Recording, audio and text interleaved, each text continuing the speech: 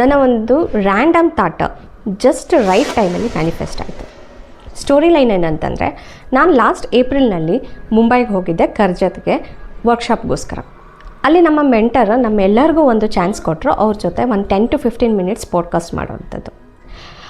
So ಇದು ನನ್ನ turn ಬಂದು ನೆಕ್ಸ್ಟ್ ಡೇ ಮಧ್ಯಾಹ್ನ ಮೇಲಿತ್ತು. ಸೊ ಫಸ್ಟ್ ಡೇ ನಾನು ಪಾಡ್ಕಾಸ್ಟ್ ಸೆಟಪ್ ನೋಡಿದಾಗ ಬ್ಯಾಕ್ಗ್ರೌಂಡ್ ತುಂಬ ಚೆನ್ನಾಗಿತ್ತು. ಅಲ್ಲಿ ನಮ್ಮ ದೊಡ್ಡದಾಗಿ ನನ್ನ ಮೆಂಟರ್ ಫೋಟೋ ಕೂಡ ಇತ್ತು ಒಂದು ಕಡೆ.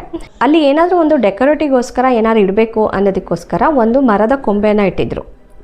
ಸೊ ಓಕೆ, ಅದು ಅವತ್ತು ಓಕೆ ನನಗೆ ಚೆನ್ನಾಗಿದೆ ಅಂತ ಅನ್ನಿಸ್ತು.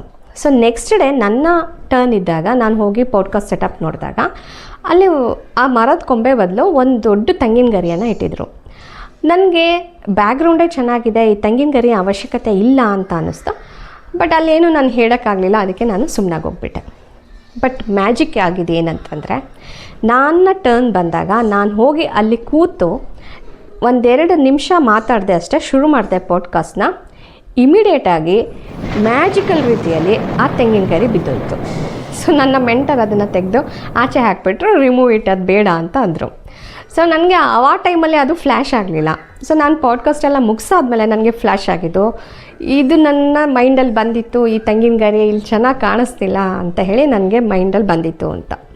ಸೊ ನೋಡಿ ಹೇಗೆ ನನ್ನ ರ್ಯಾಂಡಮ್ ಆಗಿ ನಾನು ಯೋಚನೆ ಮಾಡಿದ್ದು, ನನ್ನ ಟರ್ನ್ ಬಂದ ತಕ್ಷಣ ಆ ತೆಂಗಿನ ಗರಿ ಬಿದ್ದೋಯ್ತು. ಅಲ್ಲಿವರೆಗೂ ಆ ತೆಂಗಿನ ಗರಿ ಅಲ್ಲಾಡಿಲ್ಲ ಒಂದು ಸರಿನೂ. ನಾನು ಹೋಗಿ ಕೂತು 2 ನಿಮಿಷ ಮಾತಾಡೋ ಅಷ್ಟೊತ್ತಿಗೆ ಅದು ಬಿದ್ದೋಯ್ತು.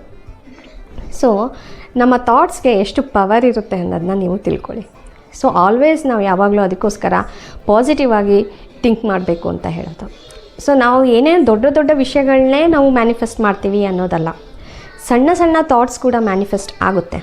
ಅದಕ್ಕೆ ನಾವು ಯಾವಾಗಲೂ ನಮ್ಮ ಮೈಂಡನ್ನ ಪಾಸಿಟಿವ್ ಆಗಿ ಇಟ್ಕೋಬೇಕಾಗುತ್ತೆ. ಸೊ ನಿಮಗೂ ಏನಾದರೂ ಈ ರೀತಿ ನಿಮ್ಮ ಥಾಟ್ಸ್ ಮ್ಯಾನಿಫೆಸ್ಟ್ ಆಗಿದ್ದರೆ ಕೋಇನ್ಸಿಡೆನ್ಸ್ ರೀತಿಯಲ್ಲಿ ಕಮೆಂಟ್ ಮಾಡಿ.